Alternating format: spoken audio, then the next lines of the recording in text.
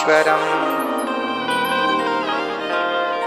पहले गोस्वामी जी ने वर्णों को, वर्ण व्यवस्था को, अच्छा समूह को, अक्षर को प्रणाम किया, फिर सरस्वती को, गणेश जी को। अब श्रद्धा विश्वास रूपिणो, मतलब माता पार्वती जो श्रद्धा की स्वरूपा हैं और भगवान शंकर जो विश्वास के स्वरूप हैं, इन्हें प्रणाम किया गोस्वामी जी ने। भगवान शंकर को प्रणाम करते हैं। अच्छा, शंकर जी वंदनीय है। हाँ, शंकर जी वंदनीय है। क्यों वंदनीय है? अभी मैं शंकर जी के विवाह की कथा में शंकर जी का और वर्णन करूंगा। एक छोटा सा वर्णन मैं आपको कर दूं। आपने देखा होगा शंकर जी के मस्तक पर चंद्रमा होता है। ये चंद्रमा कहां से आया है? आपको पता है? इसकी जानकारी है?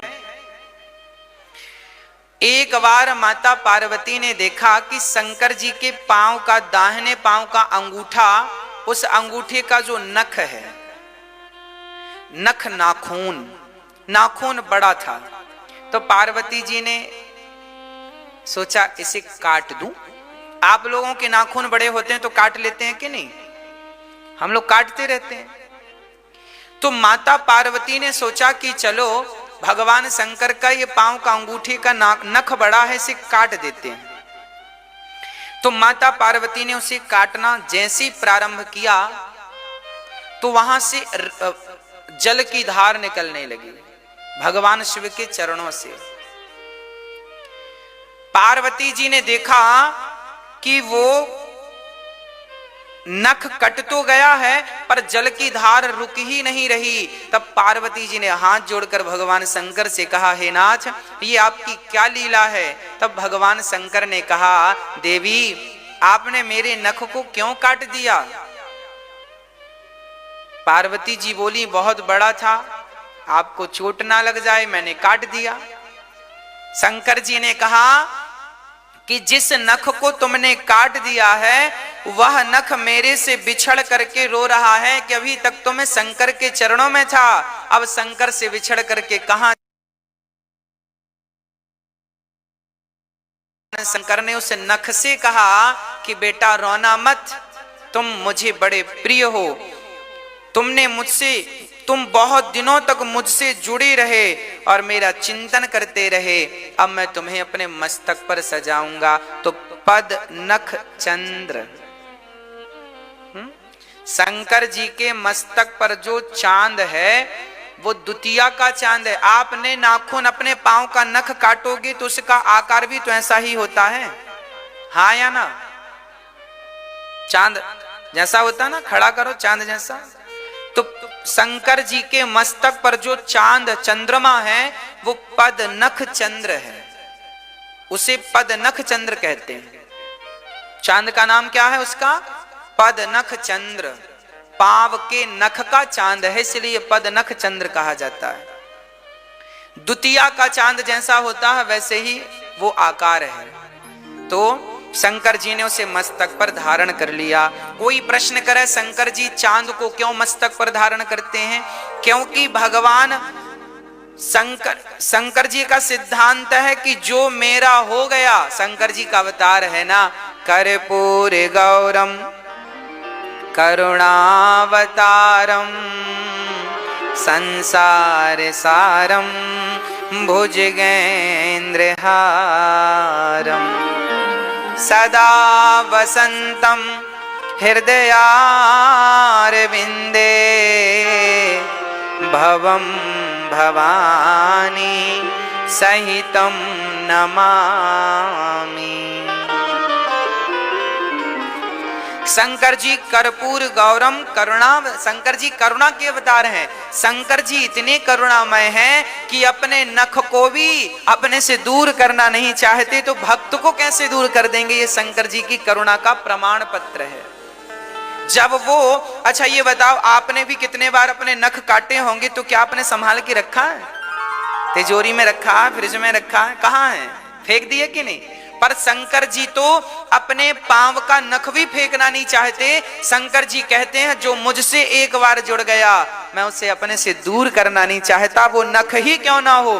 तो शंकर जी का स्वभाव ऐसा है, इसलिए उन्हें कर्पूर गौरम करुणा, वो करुणा के अवतार हैं कि एक बार कोई उनकी शरण में चला जाए तो भगवान उसे स्वीकार कर लेते हैं। ऐसे भगवान का स्वभाव है। ऐसे स्वभाव वाले भगवान शिव को, माता पार्वती को गोस्वामी जी कहते हैं मैं इनकी वंदना करता हूं।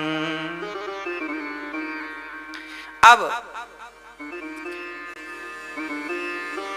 शंकर जी की वंदना करने के बाद श्री सीताराम को प्रणाम करते हैं और वाल्मीकि जी को और हनुमान जी को कपीश्वरऊ कवीश्वरऊ, क्या कहा? कवीश्वर कपीश्वरऊ। गोस्वामी जी कहते हैं मैं हनुमान जी को प्रणाम करता हूं जिनकी कृपा से आज मुझे राम का बोध हुआ, और मैं वाल्मीकि जी को प्रणाम करता हूं जिन्होंने हम जैसों को रामायण जैसा महाग्रंथ प्रदान किया है ना। ऐसा प्रणाम करके गोस्वामी जी आगे चलते हैं। अच्छा, गोस्वामी जी ने ये रामायण रामचरितमानस लिखी है, सुनाया किसे? रामचरितमानस के पहले श्रोता कौन थे? रामचरितमानस के पहले वक्ता हैं गोस्वामी तुलसीदास जी, और पहले श्रोता हैं गोस्वामी तुलसीदास जी का मन। गोस्वामी जी ने स्वांतः सुखाय तुलसी रघुनाथ गाथा, गोस्वामी जी ने यह ग्रंथ अपने आनंद के लिए कहा और सुनाया किसे? अपने मन को सुनाया। रे मन तू सत्संग कर। गोस्वामी जी बात बात में आगे बताऊंगा मैं, गोस्वामी जी अपने मन को डांटते रहते हैं। ए मन, कथा सुनते सुनते भाग गया तो डांट दिया, ए मन, रे मन तू सत्संग कर, छोड़ जगत की रीत, अंत समय पछताएगा, जब आयु जाएगी बीत। गोस्वामी जी अब बढ़िया भगवान की कृपा का वर्णन करते हैं। देखिए, भगवान की करुणा पहले लिखी है गोस्वामी जी ने, बाद में कोई बात कही है। क्या लिखा है? मूक हो ही बाचाल, पंगु चढ़हि गिरिवर गहन, जासु कृपा सुदयाल, द्रवहु सकल कली मल दहन। यही बात श्लोक में लिखी है गीता में। मूकम करोति वाचालम, पंगुम लंघयते गिरिम, यत्कृपा तमहं वन्दे परमानंदम माधवम। गोस्वामी तुलसीदास जी सबसे पहले क्या कह रहे हैं?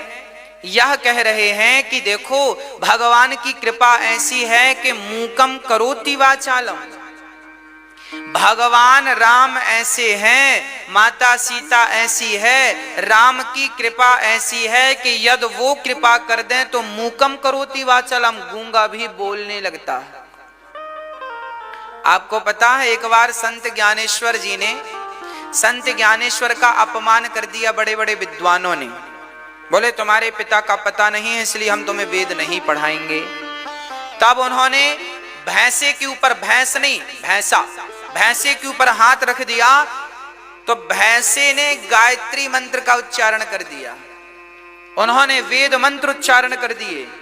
कहने का अर्थ ये है कि भगवान की कृपा तो छोड़ दो मेरी माँ, यदि भगवान के भक्तों की कृपा हो जाए तो भैंसा भी वेद मंत्र बोल सकता है, अर्थात भक्तों की कृपा से पत्थर भी बोल सकता है। प्रहलाद जी ने कहा इस खंबे में भगवान है। हिरण्यकश्यप ने तोड़कर देखा तो निकले कि नहीं।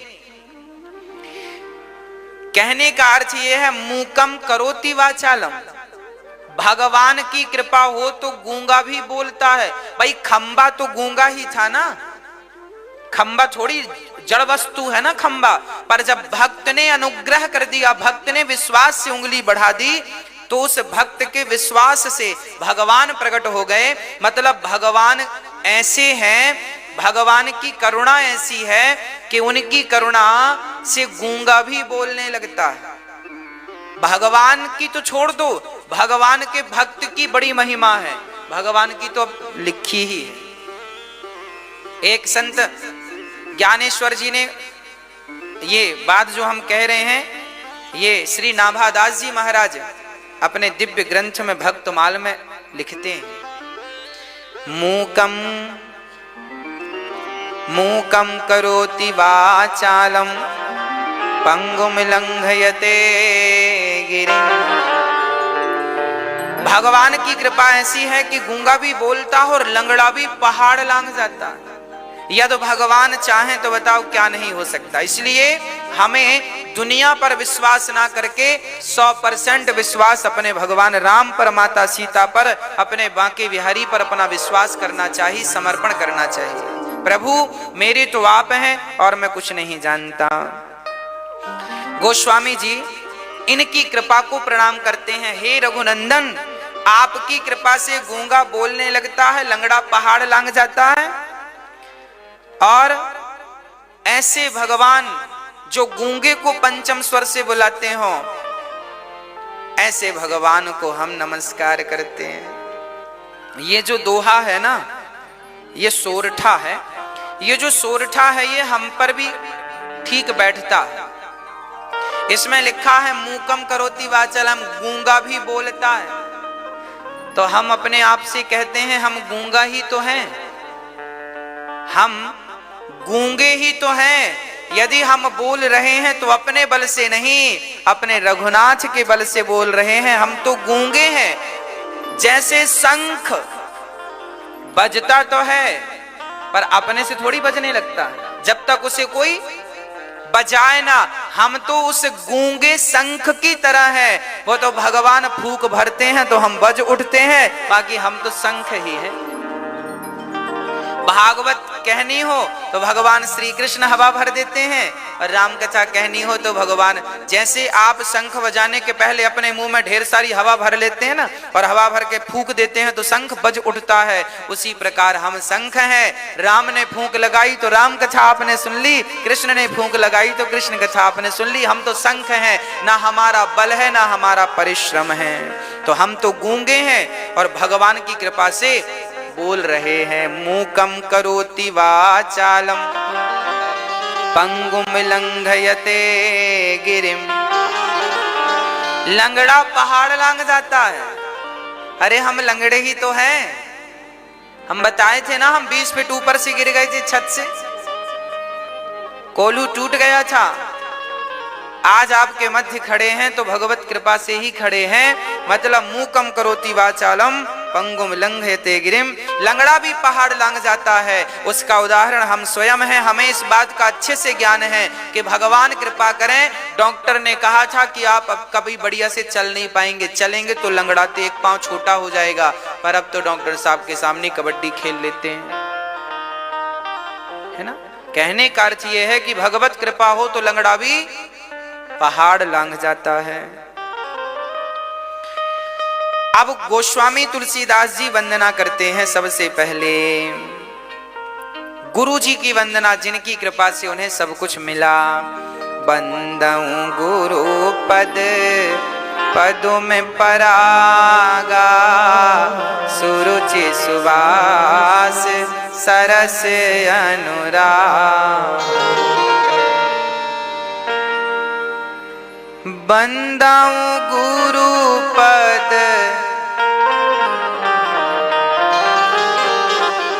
सुरुचि सुवास सरस अनुरागा। बंदाऊं गुरु पद पदों में परागा, सुरुचि सुवास सरस अनुरागा। अमिय मूरी मय चूरन चारु, समन सकल भव रुज परिवारु। श्री गुरु पद नख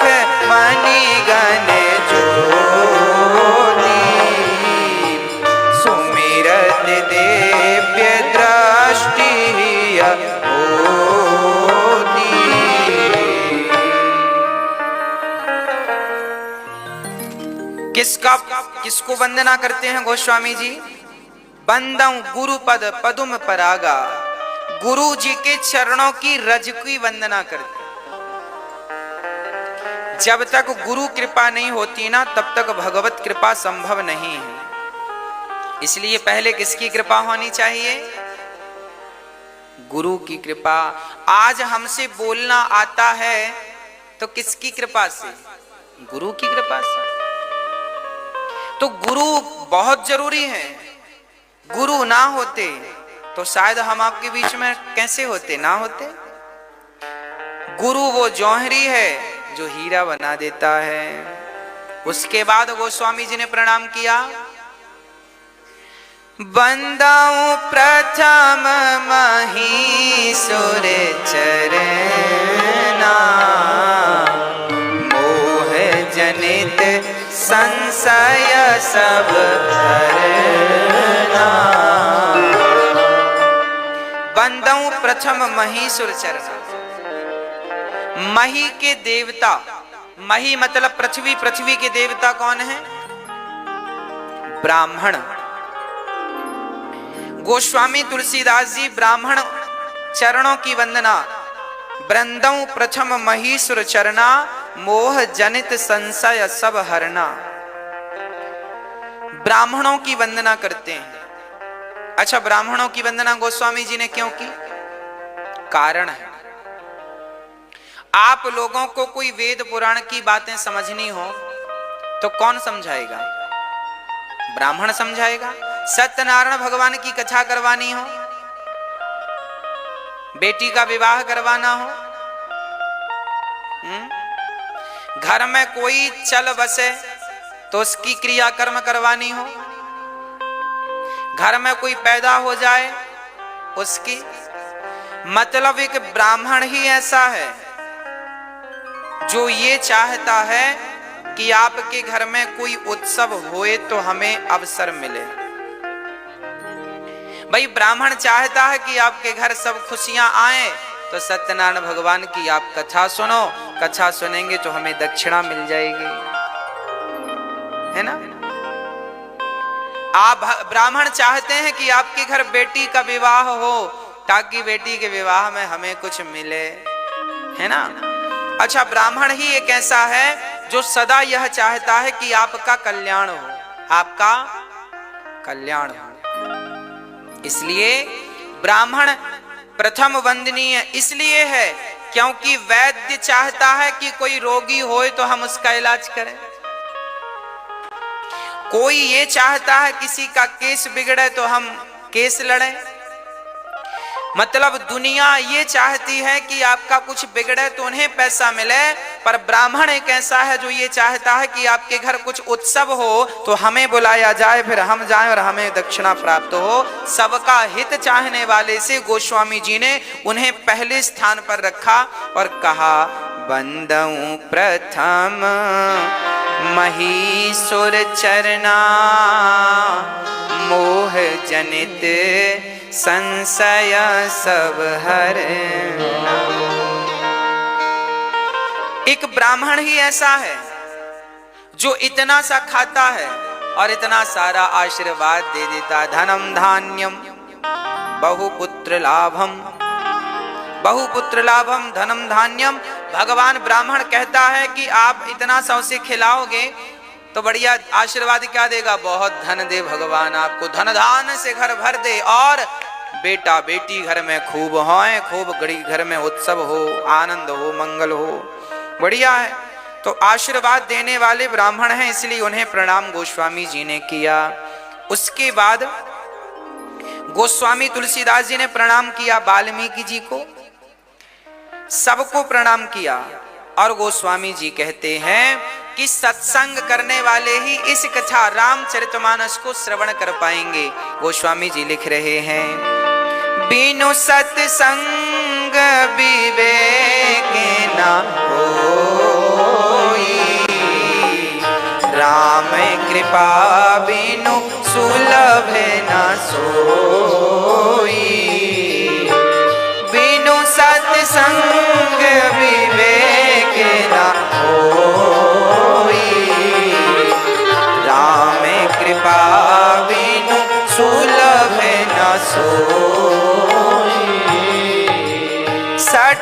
सुधरहि सतसंगत पाई, आरस परस को धात सुहाई।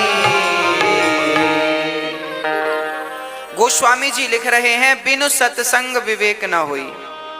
आप भी रामचरितमानस का पाठ किया करिए। गोस्वामी जी लिख रहे हैं, बिनु सत्संग विवेक न होई। यदि विवेक कोई चाहता, अच्छा विवेक कौन सा? बुद्धि तो देखो सबके पास है, पर विवेक सबके पास नहीं है। विवेक कब मिलेगा? बोले बिनु सत्संग विवेक ना हो। ये विवेक क्या चीज है?